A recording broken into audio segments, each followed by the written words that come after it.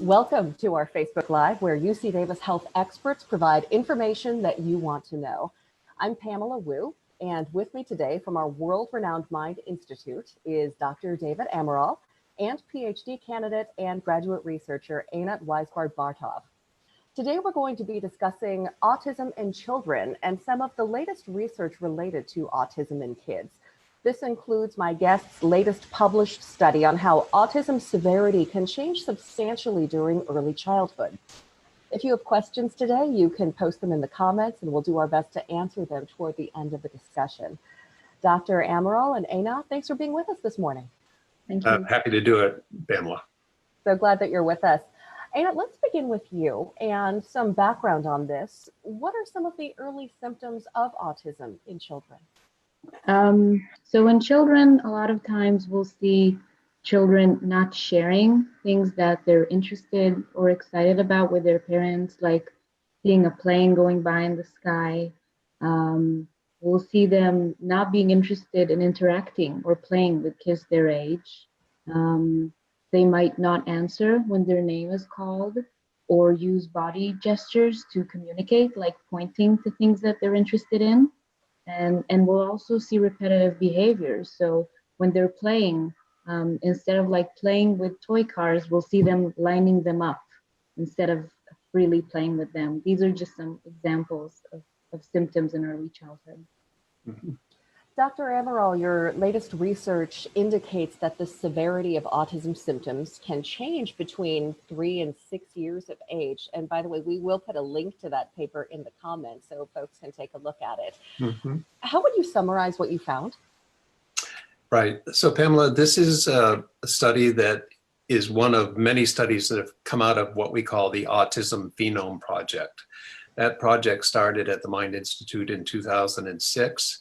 And the goal of the project is to bring children into the Mind Institute just after they've had their diagnosis, and then literally follow them through life to see how their autism changes over time. We also carry out magnetic resonance imaging of their brains so we can see how their brain is developing over time. And so in this study, we examined the level of symptom severity when they were 3, when they first came into the study, and then 3 years later when they were about 6. And we use something that's the gold standard of how you diagnose autism. It's called the ADOS for short, or Autism Diagnostic Observation Scale. And what it measures is the ability of a child to interact socially. The less a child interacts socially, we would say, the more severe their autism is. And as Einat said, the other characteristic is repetitive behaviors. And the more repetitive behaviors they do, which doesn't allow them to do more productive things, the more severely affected we say they are. And so what our study did is to compare the level of symptom severity when the child was 6 compared to when they were first diagnosed at 3. And what we found was that about 50% of the children had the same level of severity at the 2 different time points. But what was different from what is generally thought of in the field is that 50% of the kids actually changed pretty substantially over those 3-year period. About almost 30% of the children decreased in severity significantly, what would be a clinically meaningful decrease in their severity. And on the other hand, about 18% increased in severity over that time period. One of the interesting facts that we were able to evaluate, because our study includes a higher percentage of girls with autism. Girls have unfortunately been understudied historically in autism research, but we have recruited a higher number of girls into this study. And what we found was that girls tended to show greater decreases in severity than boys, and less increases than boys, so that we actually did see a difference depending on whether you were a girl or a boy. Can't recall if you mentioned this, but how many children were involved in the study?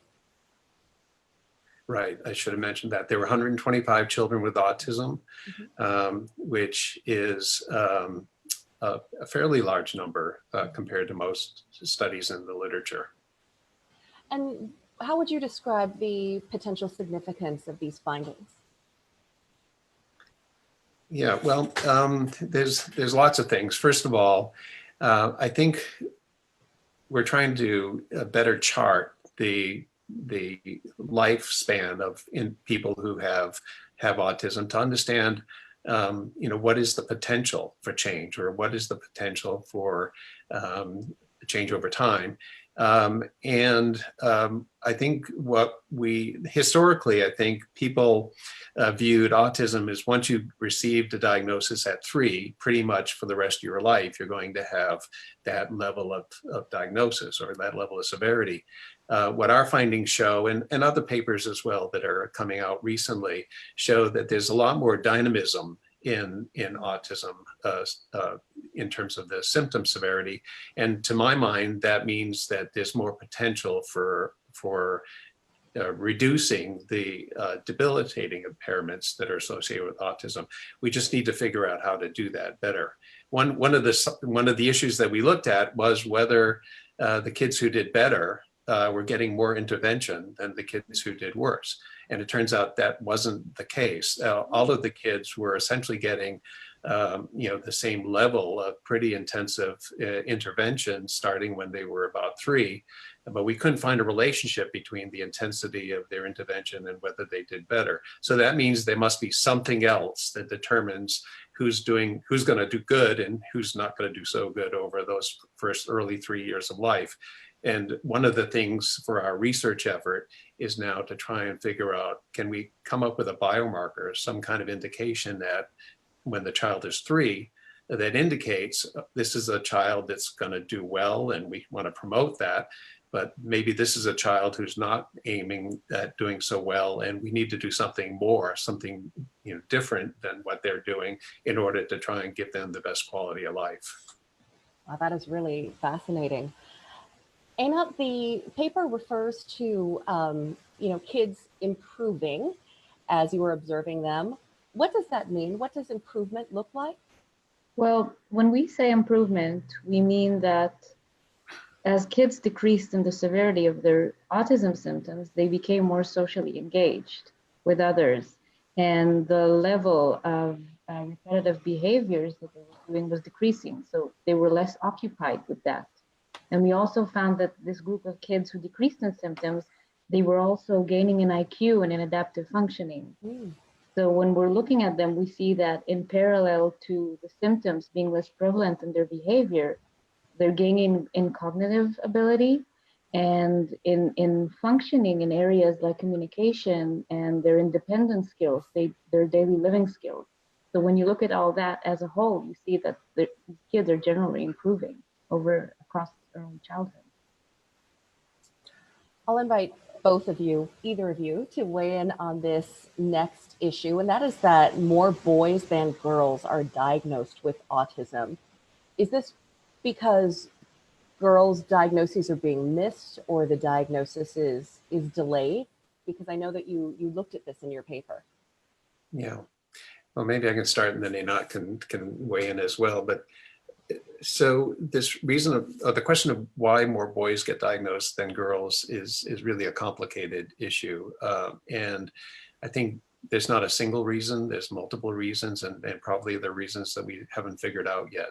So I think on one level, there are biological differences in girls and boys, obviously. And for a long time, people have talked about the fact that girls have a protective effect.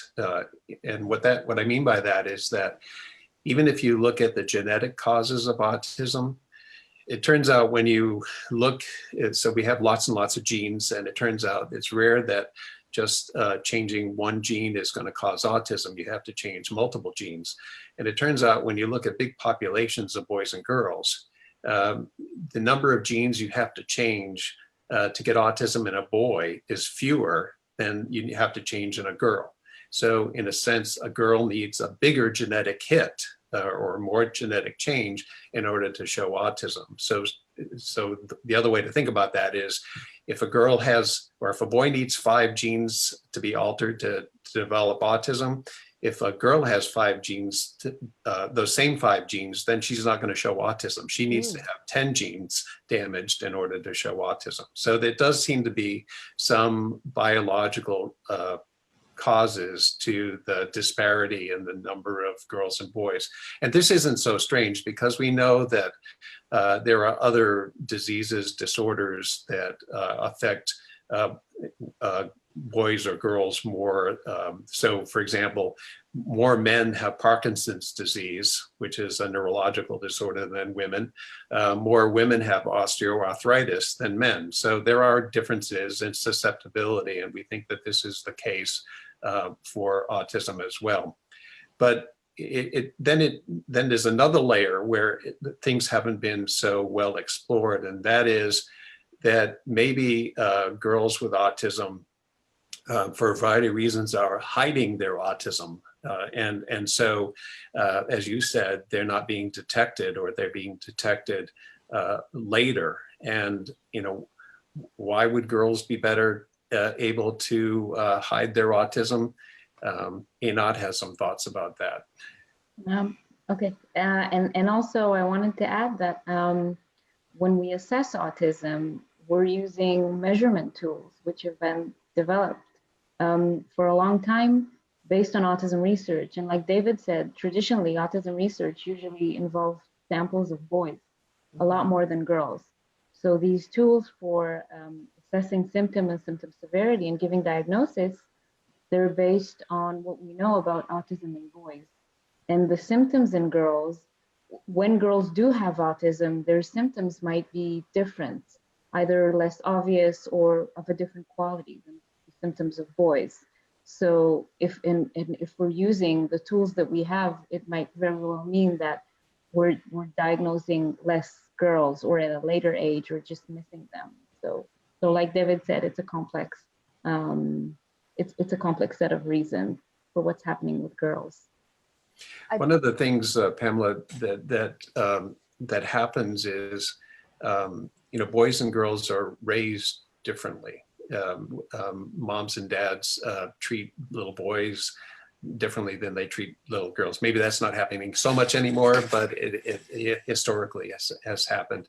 And so I think that there's more of an attempt on parents to be more emotional and being more social with little girls than with little boys. And in a sense, there's an expectation for girls to be more social and engaged than little boys. And so one thought that we have, and certainly we haven't proved this, is that just the way boys and girls are raised might actually be giving more intervention, in a sense, parental intervention to little girls than to little boys. A lot of what intervention is in autism is trying to get children to engage socially. And if that's the expectation for girls more than boys naturally, they're going to be getting more parental intervention. The other thing too is that I think even young girls, but certainly this is the case for older girls and women, have sort of a heightened social understanding of social interactions and social expectations. And so one of the other things that we talked about in the paper, and again, this is a hot topic now in autism research, I think it needs to be more foundation to it, but that is that women and maybe girls as young as the girls in our study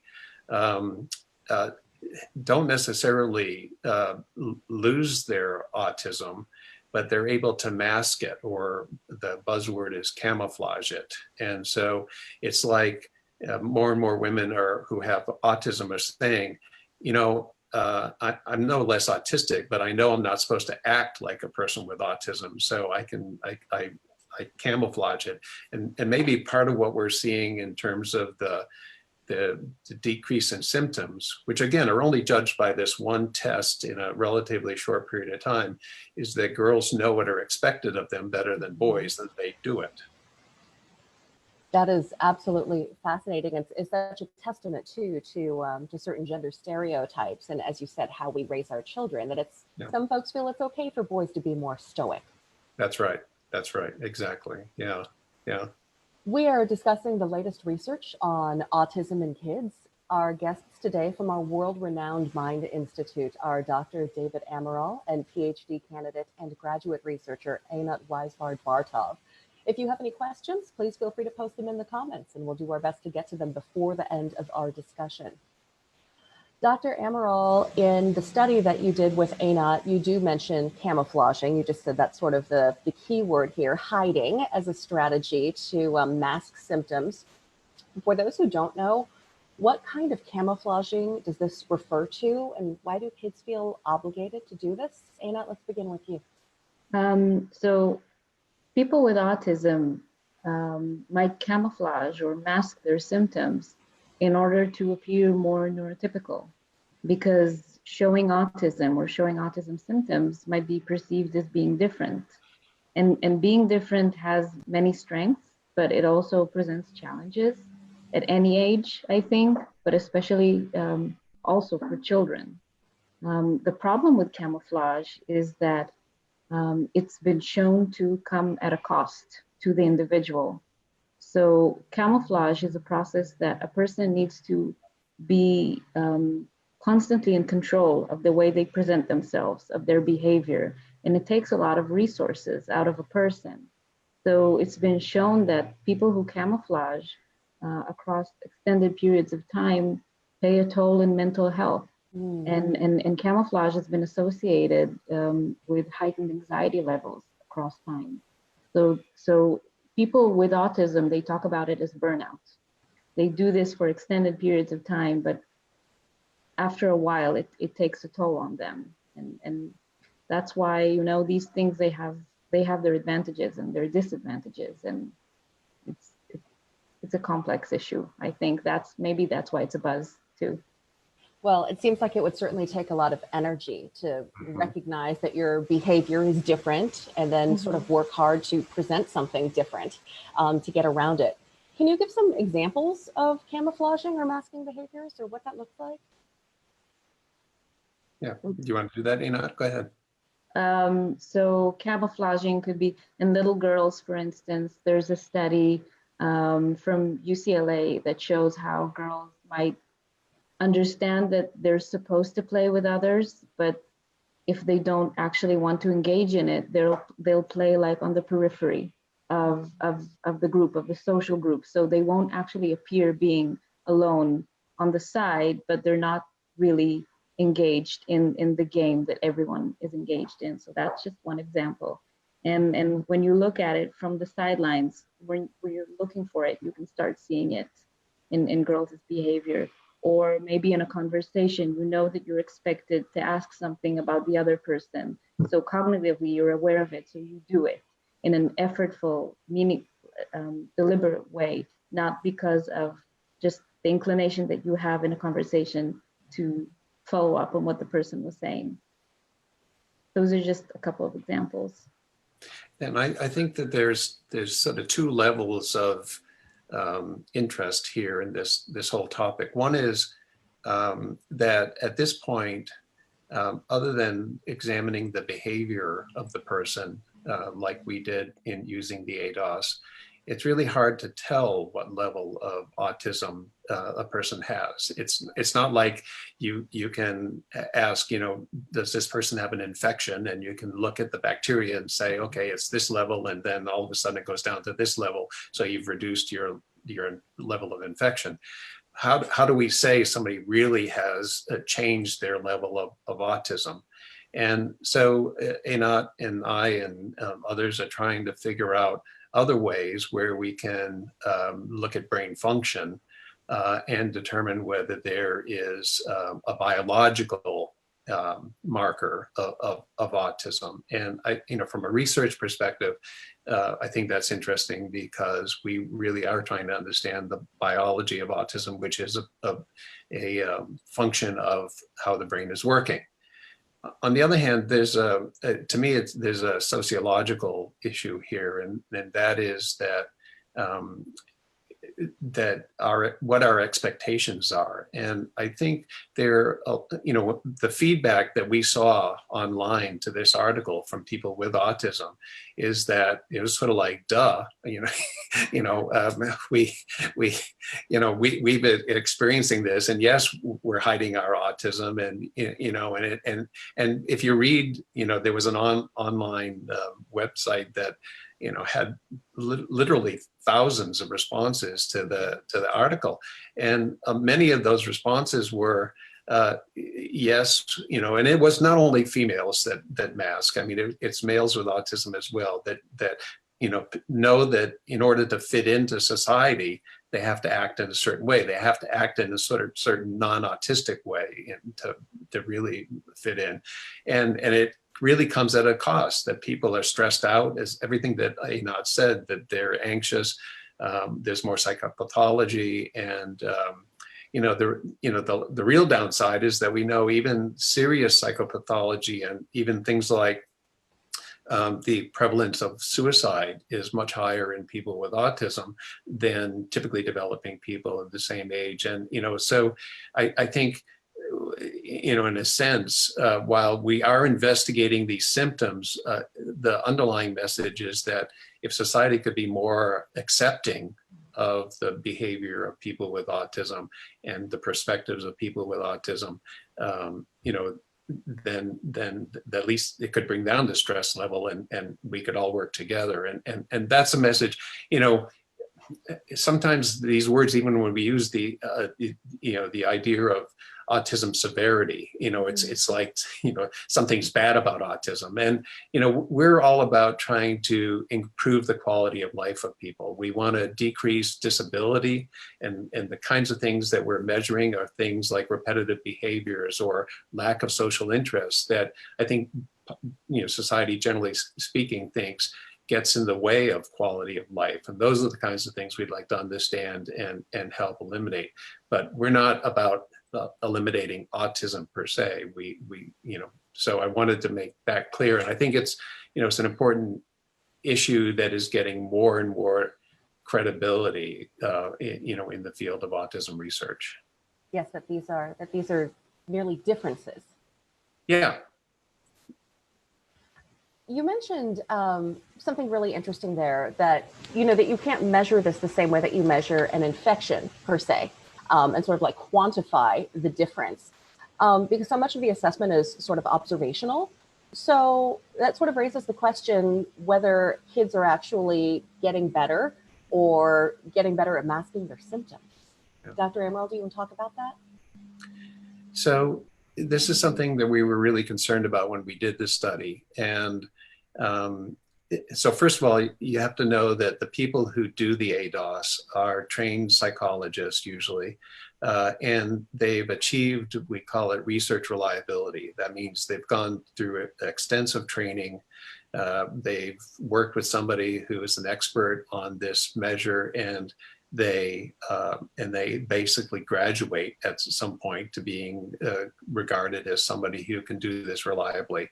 And we're fortunate at the Mind Institute that people who were with us at the beginning of the Autism Phenome Project, psychologist Leslie Dupre, for example, are still leading the clinical core at the Mind Institute. So they've been with us for the entire project and have been able to guide all of these assessors. So I think it's really, we've done everything we can to make sure that we are reliable and we're getting accurate data, both that when the child is 3 and when the child is 6 and beyond. Actually, these children that are the basis for this study have come back already when they were 11 or 12. So we have another data point that Einat is analyzing at this point, and we're gearing up for them to come back as teenagers, as 15-year-olds. So we've seen these children from 2 all the way up to when they're teenagers.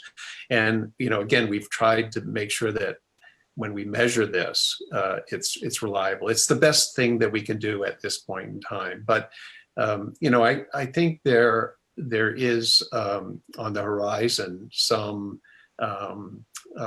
other strategies like looking at how people visualize images on a screen. So I'm looking at your face now and I'm paying attention to your eyes, which is a typical thing to do. Individuals with autism tend not to. They'll tend to look off to the side and not make a lot of eye contact. Well, there are new strategies where you don't really have to instruct people at all. You just have them look at a screen and show them various social situations. And that's gives you a measure of the severity of how their, or the level of which their brain is functioning in a different way from a neurotypical person. So those things are on the horizon. We, you know, I keep saying in just a few years, and I've been saying that for the last 10 years, but in just a few years, I think we'll be having some more of these biologically oriented markers that, you know, will go hand in hand with the behavioral assessment. I mean, it won't replace them, but it will allow you to confirm using different strategies. Einat, can you please explain what you found about the relation of IQ measures to changes in symptom severity? Yeah, so in the study, we looked at autism symptoms and other variables, developmental characteristics of these kids to try and understand if relationships exist. And what we found was that the kids who decreased in their autism severity, they had higher IQs initially at age 3 compared to the other kids in the sample, and they made gains across early childhood in their IQ. And in contrast, we found that the kids who increased in their symptom severity had lower IQs, and they were the only group of kids in the study who did not make IQ gains across early childhood. So looking at these findings, we do think that there's a relationship happening between IQ and symptom severity change across early childhood. And that's something that we're continuing to explore now with, like David said, with another time point into middle childhood. What would you consider to be the takeaway for concerned parents, for parents who, you know, maybe have read your study or just sort of trying to make heads or tails of it? What advice would you have? And I'll invite both of you to weigh in. Yeah, well, so when we started the Mind Institute now more than 20 years ago, we were started by parents who have children with autism, and when their children were diagnosed, every single one of them, the parents were told basically by clinicians at that point in time, your child has autism, you might as well even consider institutionalizing them or, you know, find them a place to live because they're not going to change. They're just going to have autism for the rest of their lives. When we started this study, it was motivated by work that's done at the University of Connecticut by a colleague, Deborah Fine. And she published a couple of papers saying that some kids with autism ultimately have what she called optimal outcome. And what that means is that they go from having a diagnosis of autism, a clear diagnosis of autism, to at some point in early childhood to not qualifying any longer for a diagnosis of autism. Their behaviors had changed so much that they appeared to be more neurotypical than autistic at that point in time. And really, we've looked at that in the Autism Phenome Project, and there are kids that have achieved optimal outcome. It's about 5% of the kids in our Autism Phenome Project.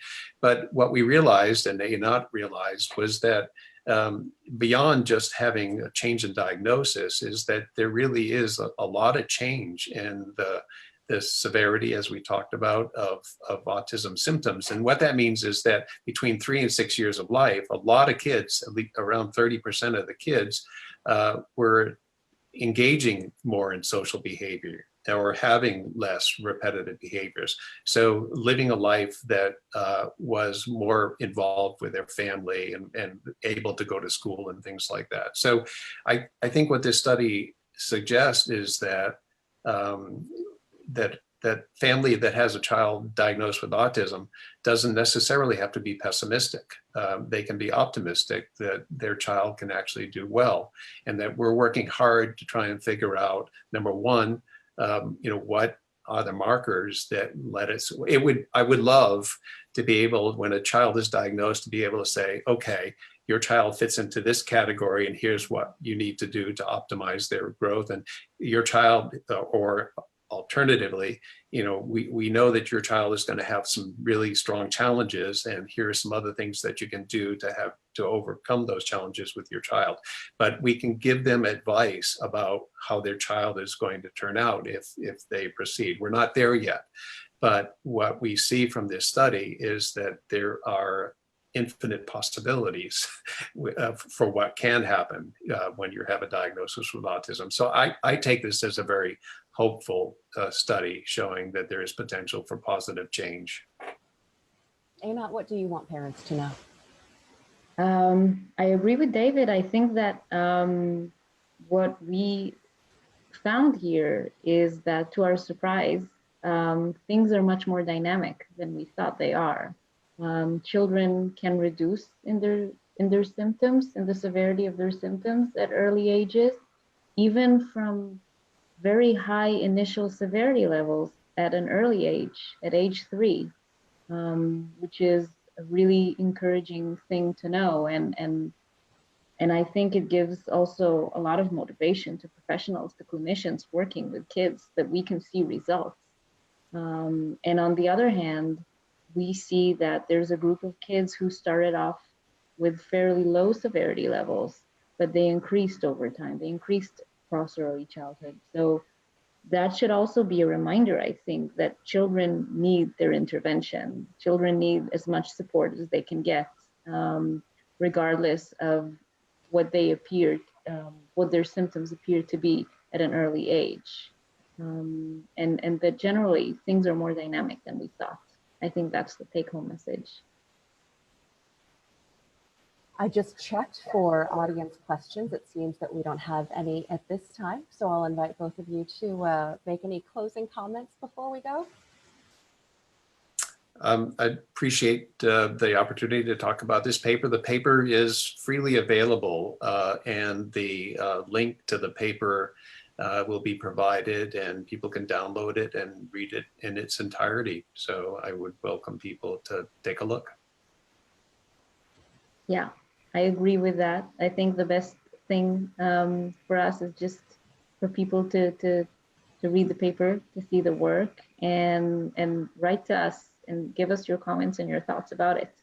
And I maybe can say one more thing, Pamela, and that is that, with the COVID crisis, research at the Mind Institute has slowed down considerably. We want to make sure that our participants and families who come to the Mind Institute for research are safe, and so we won't do anything that would jeopardize their safety. But we're hopeful that things will start ramping up in the late summer and early fall. And we are recruiting. We have, beyond the Autism Phenome Project, we have what's called the Autism Center of Excellence. It's a effort that was funded by the National Institute of Health, and we will be recruiting young children into that study, essentially to do almost exactly what is being done through the Autism Phenome Project. And we will be recruiting kids who are just diagnosed in the late summer and fall to come join us and to participate in our research program. This is only one of many research programs, so I would encourage families to check our website to look for research that they find interesting and compatible with their family situation, and then when it's safe, to join us in our research efforts. Thank you very much, Dr. Amaral and Einat, for being with us today. We very much appreciate your time and the great advice that you've shared with our audience. Thank you, Pamela. Thank you. And thank you for joining us for this UC Davis Health Facebook Live. If you have more questions, please post them in the comments. We will get your questions to our experts so they can continue to be answered. And we encourage you to share this post if you have family and friends who would enjoy learning from it. For up-to-date information on what's going on at the Mind Institute, go ahead and head to help.ucdavis.edu/Mind Institute. Thank you for joining us.